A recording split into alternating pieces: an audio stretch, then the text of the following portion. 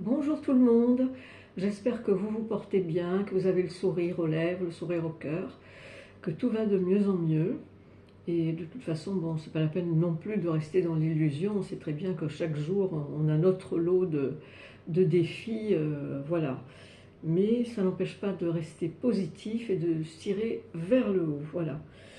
Alors les amis, aujourd'hui on va s'attaquer à la politique du mois déjà de février 2026.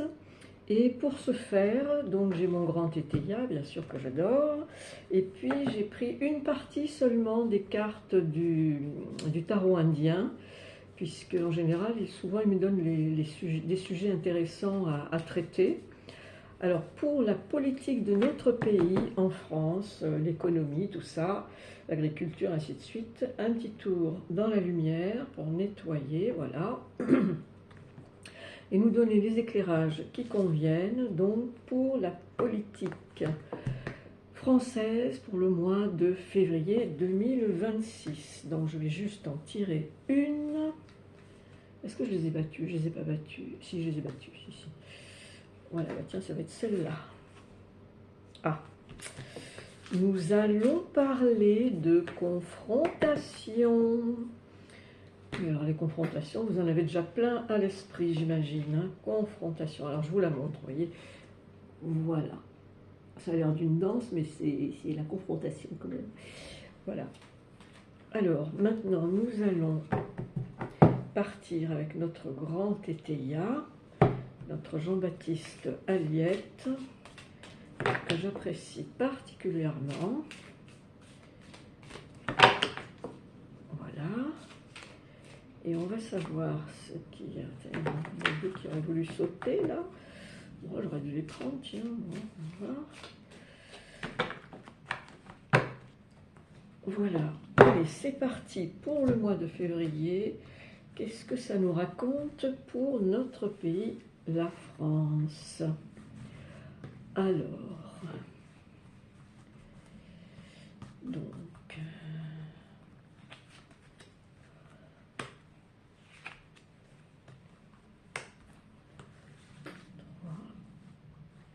Ah bah 4, 5, 6, j'en ai un lot qui arrive, ok, 6, 7, 8, 9, 10, 11 et 12 pour clore ma douzaine, voilà. Alors, je vais essayer sans lunettes, sinon bah, je ferai comme d'habitude, je les rechausserai. Oui, parce que là, ça commence à baisser légèrement. Alors, pour la France, au mois de février, on nous parle d'ores et déjà de l'arrivée d'un cavalier de coupe. Donc, ça pourrait être quelqu'un d'assez... J'ai le mot chevaleresque qui me vient.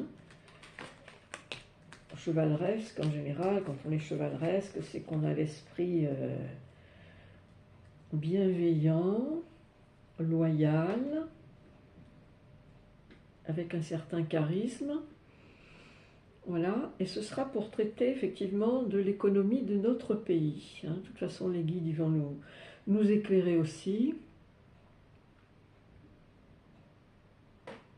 Alors, le paradoxe, c'est que j'entends une double chose. J'entends, il y a encore de l'inquiétude, mais quelque part, on commence à être sur la, comment dirais-je, sur la pente qui redescend vers plus de calme, vous voyez. Et on nous dit en même temps, ne vous inquiétez pas. Hein. Voilà, bien sûr, vous avez votre quotidien à vous occuper, mais le message que j'entends, il est doux. Voilà, il y a encore un peu de l'inquiétude, mais vous pouvez maintenant vraiment commencer à essayer de ne pas vous inquiéter, de ne pas aller là-dedans, vous voyez, restez bien ancré, traitez vos affaires de tous les jours et avancez, et continuez d'avancer. Voilà.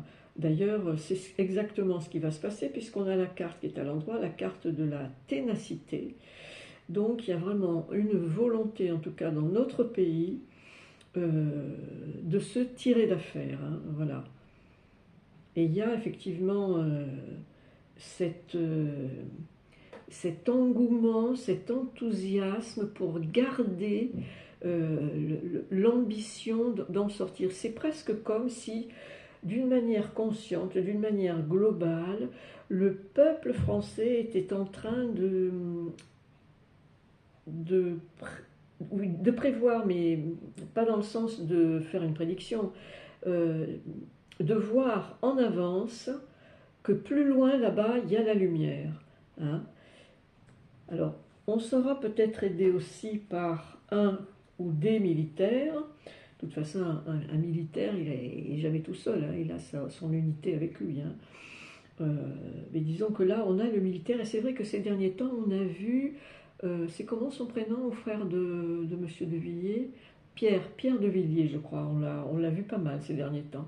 Donc, est-ce que ce serait lui? Est-ce que ce serait ce militaire qui pourrait constituer la nouvelle armée française? Je ne sais pas. Mais je pense plutôt à un personnage. Et alors, ce militaire, sans doute, oui, si c'est ce à quoi je pense, qui serait en relation avec la fille sincère. Vous voyez, on a le 3 6 7 8. Oui, la fille sincère, les coupes. Donc, il y a de l'émotionnel pour sortir la France qui a les pieds et poings liés. J'ai l'image de deux pieds avec une corde dans une espèce de sillon, là, voilà. Donc, les profits vont revenir. Donc, petit à petit, on peut voir ici ou là qu'il y a des petites choses, bon, déjà qui arrêtent d'augmenter. Il y a certaines catégories qui vont avoir un peu de sursaut financier, on va dire. Donc, ce n'est pas des profits énormes, mais ça permet d'être content déjà sur le moment, et puis de voir peut-être un peu mieux voir venir. Voilà. Alors derrière, on a la carte de l'avarice. Alors ça ne veut pas dire que, comme vous êtes toujours, enfin souvent, pour certaines catégories, en train de compter, que vous allez devenir avare. Hein. Non, c'est pas ça. Parce que c'est plutôt justement, au niveau du gouvernement, c'est une chose qui change, mais fondamentalement, les profits à outrance, sans s'occuper de ceux qui sont en dessous les premiers de cordée. Et oui, parce que plus on a d'argent, plus on peut devenir avaricieux aussi, hein, si on veut. Hein. Et de toute façon, cette catégorie de personnes là, du gouvernement qui n'en ont pas grand-chose à faire du peuple, les ennuis pour eux arrivent. Et ça ne sera pas seulement des ennuis matériels, ce seront des ennuis qui vont les toucher émotionnellement, psychologiquement. Et c'est le 4. Hein. Le 4, c'est pour apprendre à restructurer les choses, à se restructurer soi-même, à construire un cadre ou être dans un cadre constructif, sécurisant, et ne pas laisser tout aller à volo comme ça, hein, sûrement pas, non. Oui, alors donc il y a eu effectivement 1, 2, 3, 4, 5, 6, 7, 8, 10. Oui, alors là on a la carte des gains, mais qui est malheureusement à l'envers. Donc voilà, les petits profits que je voyais tout à l'heure, c'est différent des gros gains, mais les gros gains, actuellement, ils sont mis à mal, hein, que ce soit l'impôt sur la fortune, ce qu'on vient de découvrir que des milliers, ou enfin plus de 1000 en tout cas, euh, euh, les plus riches ne payent pas d'impôt sur le revenu, et que ça a été vérifié, contredit, revérifié, accepté, enfin bon voilà, si vous avez suivi l'affaire. Et néanmoins, il y a quand même une trahison. Et ça, le peuple, effectivement, ça fait longtemps qu'il se sent trahi, et de multiples manières. Hein. Ça c'est des choses qui doivent vous parler, j'imagine. Hein. Voilà. Donc, alors dites-moi là-haut, est-ce que j'en recouvre? Oui, on me dit oui. Alors, lesquels je recouvre? Oui, j'ai l'impression qu'il faut commencer par la fin, tiens. Par la trahison. Est-ce que ce sera la seule ou... Ah oui, ce sera la seule, de toute façon. Ah bah cette trahison, bah ça c'est plutôt bien. Alors cette trahison va mener à la naissance, la carte est à l'endroit, à la naissance de quelque chose. Donc pour l'instant c'est assez mystérieux, hein. La naissance de quoi peut-être d'une nouvelle politique globale.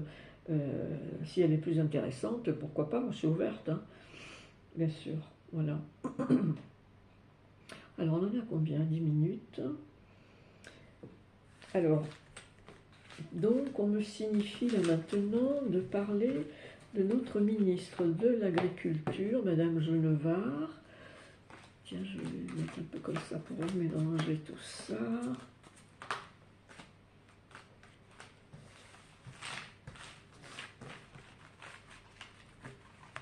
Voilà.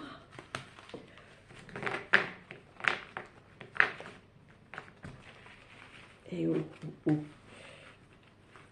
Eh bien, elle me fuit, mes cartes. Allez, copine, travaillez un peu là.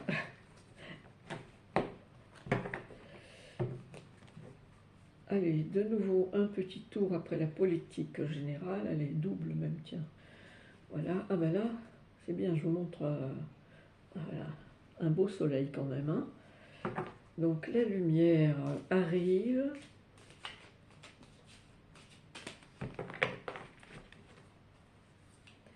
Alors nous allons voir s'il y en a une qui veut s'inviter sur le tapis avant de commencer. Encore un petit tour. Voilà, donc nous allons aller les chercher. Donc là, nous demandons qui est un peu Madame Genevard, ministre de l'Agriculture. Quel est son rôle? Qu'est-ce qu'elle va pouvoir faire au mois de février? Madame Genevard. Madame Genevard.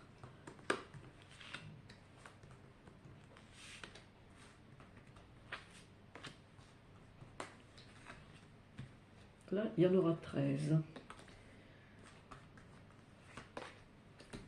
Alors moi, le 13, c'est un chiffre que j'adore. Donc, il pourrait être de bon augure par rapport au travail de Madame Genevard. Donc, je vais mettre 12 et la 13, je vais la mettre par côté comme ça. On verra. Nous verrons, nous verrons.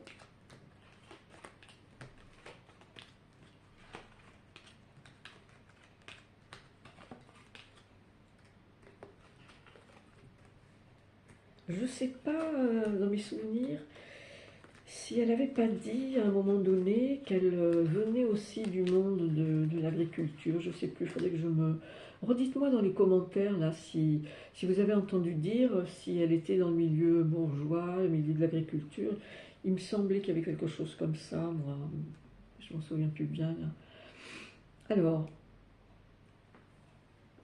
le passé, ce sont les coupes. Le domicile, ce sont les coupes. On en a là aussi. Oui, c'est tout pour le moment. Donc si on parle d'abord du personnage de Madame Genevard, donc elle est liée à son passé, mais dans sa politique actuelle. Bah, de toute façon, c'est pas plus mal, parce que comme on dit, hein, pour savoir où on va, il faut savoir d'où l'on vient, hein, donc c'est quand même pas plus mal, et c'est un sujet qui lui tient vraiment à cœur, hein, on le sent. Et alors là, après, on nous parle du domicile. C'est comme si, on me dit, c'est comme si elle considère les agriculteurs et l'agriculture comme son domicile, domaine, vous voyez. C'est vraiment quelque chose qu'elle veut défendre, voilà.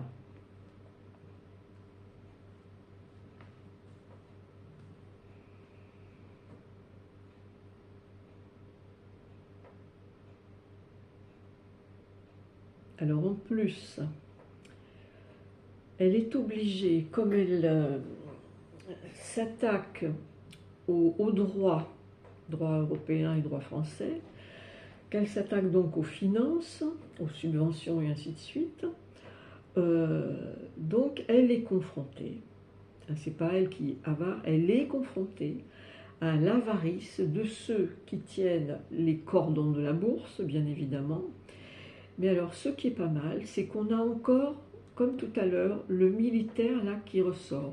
C'est un homme qui veille, on me dit, c'est un homme qui veille.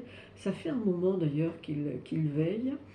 Il n'est pas impossible, oui, j'ai l'image où il tire des cordes, des cordons de bourse, enfin, il est agissant, mais pour l'instant ce n'est pas divulgué. Voilà, il est agissant. Et il est sans doute agissant auprès d'elle d'ailleurs. Ce qui va sans doute créer une forme de, je n'irai pas jusqu'à dire chance, quoique je n'en sais rien, moi, les voies du Seigneur sont impénétrables, mais une certaine opportunité de recevoir quelque chose. Parce que là, je sais que Madame Genevard, elle s'est battue pour faire interdire 5 produits phytosanitaires et que l'Europe lui n'a permis seulement 2 ou 3. Voilà. Donc elle mène des grosses batailles, hein, Madame Genevard. Il faut bien avoir ça à l'esprit. Mais bon, comme on dit, les petits ruisseaux font les grandes rivières, donc il faudrait plutôt l'encourager. Voilà. Donc après, évidemment, que l'opinion s'en empare, la carte est à l'endroit, je veux dire, tout est transparent, rien n'est laissé de côté, enfin tout est transparent. Jamais complètement, puisqu'il aussi, les médias, ils ont aussi des directives pour dire ou pas dire certaines choses, traiter certains sujets ou pas. Hein. Donc personne ne se leurre, personne n'est dupe, néanmoins.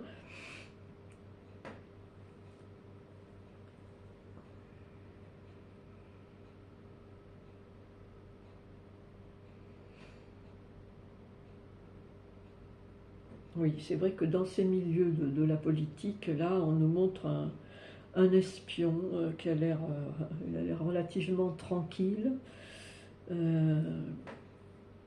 Et c'est vrai que dans ce milieu, on peut très bien, à moins d'avoir une bonne intuition et un super ressenti des pressentiments, on peut très bien se tromper sur la personne, hein, de se dire tiens, lui ou elle c'est un espion, et en fait c'est pas lui ou elle, c'est quelqu'un d'autre. Hein. Donc il faut faire attention à ça aussi.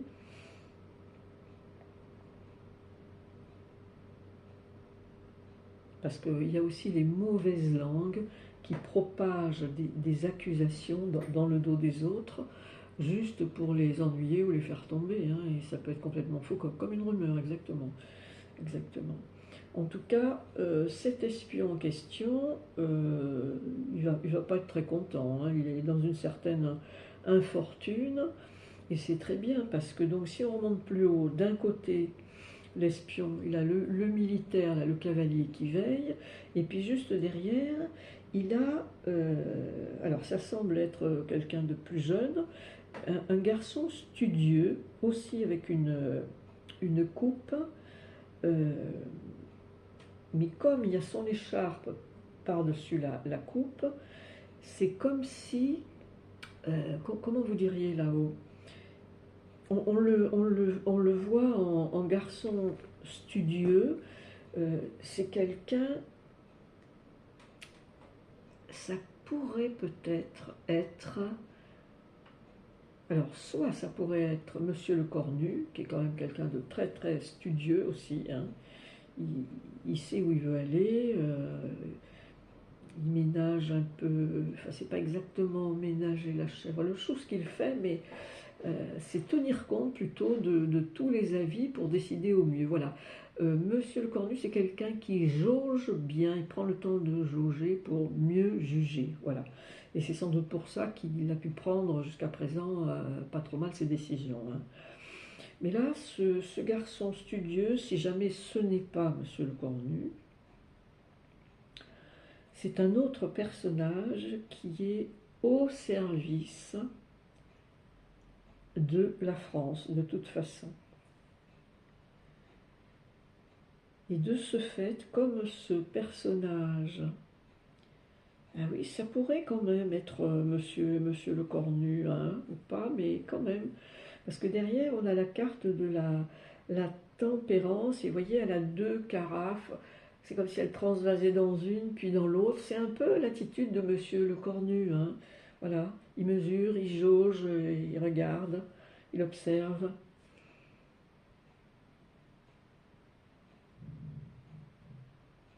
Alors, il y a quand même de l'action derrière, hein. Oui, il y a quand même de l'action, la carte est à l'endroit. Ce sont des actions qui avancent, mais qui ne sont pas forcément super éclatantes, comme si c'était une évidence, quoi, hein, je veux dire. Euh, il y a des entreprises et des actions, elles font en faisant, c'est-à-dire qu'elles avancent, c'est comme s'ils avaient, comme s'ils étaient dans la jungle avec la machette, là, et ils avançaient sans rien voir, mais en fait ils avancent, ils continuent de voir toujours un peu plus loin. C'est un peu ça.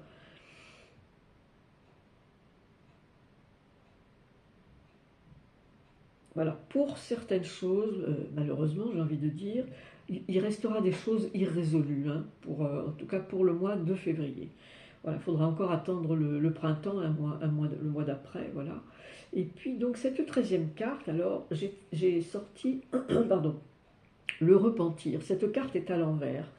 Euh, donc il va sans doute y avoir, alors le repentir, ça peut être aussi euh, ce qu'on appelle s'en mordre les doigts, quoi. Je veux dire, on a fait une erreur, euh, mea culpa, mea maxima culpa, on s'autoflagelle, peut-être on s'en veut, se sent coupable.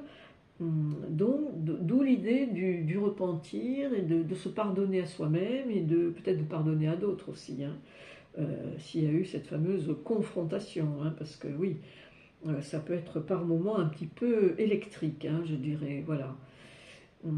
Alors, je pense que ça serait bien. Qu'est-ce que vous en pensez là-haut de recouvrir le repentir? Qu'est-ce que vous diriez? Oui, par combien? Deux? On me dit ou trois, ça va dépendre. Ben alors, si ça va dépendre, on va voir ça de suite.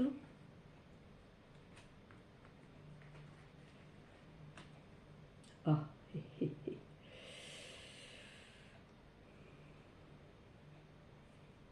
Et non, parce que là, vous voyez, on retrouve quelque part le combat de Madame Genevard, et il y a une alliance malgré elle, hein, l'alliance contre la France, contre les agriculteurs, pour le Mercosur en Europe, à l'Europe, Madame van der Leyen, et,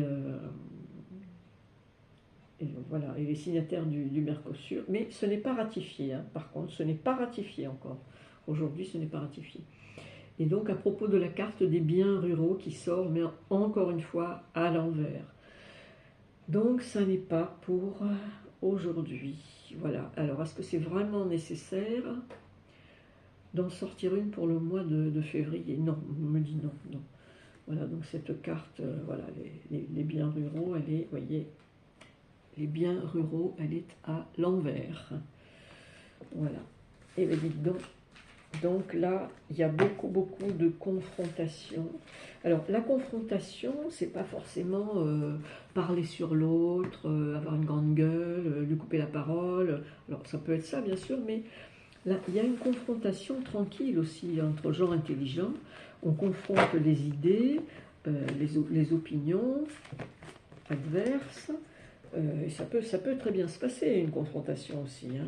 Et c'est ce qu'on leur souhaite, hein, que ça se passe bien. Voilà. Eh bien, écoutez, je crois que pour le mois de février, la politique française, Madame Genevard, qui est une combattante, bon, c'est vrai qu'avec cette voix douce qu'elle a, il est possible que ça la desserve parfois, mais quand on écoute bien ce qu'elle raconte. D'abord, moi, je la trouve particulièrement intelligente. Et puis, elle répond tout à fait clairement aux questions. Voilà. Vous vous ferez votre propre opinion. Mettez-moi vos commentaires à ce sujet. Si vous avez des questions sur la vidéo traitée aujourd'hui ou envie que je fasse une vidéo sur un personnage politique, allez-y. N'hésitez surtout pas. Voilà les amis. Bah écoutez, que tout aille bien pour vous pour la suite, déjà pour fin janvier, puis pour le mois de février aussi, tant qu'on y est, puis pour l'année, tant qu'on y est, voilà. Et, et je vous dis donc à tout bientôt. Alors surtout mes amis, attendez, je vais me rapprocher un petit peu, encore un peu plus, tiens. Surtout pensez à mettre, oui, un commentaire, parce que cela semble depuis quelque temps plus important que de mettre les pouces, mais c'est toujours valable aussi, hein, ceci dit, les pouces, hein, bien sûr. Voilà, et puis alors sachez que depuis quelque temps, là, donc j'ai récité des contes que j'ai écrits, hein, des contes pour n'importe quel enfant de n'importe quel âge, j'ai envie de dire, de 7 à 77 ans. Donc là j'en ai mis 2 sur Facebook et YouTube et là je m'apprête d'ici quelques jours à mettre le second. Voilà. Je vous embrasse très fort, je remercie encore une fois de plus infiniment mes abonnés, ma communauté et bienvenue aux nouveaux abonnés. Voilà, je vous embrasse. À bientôt.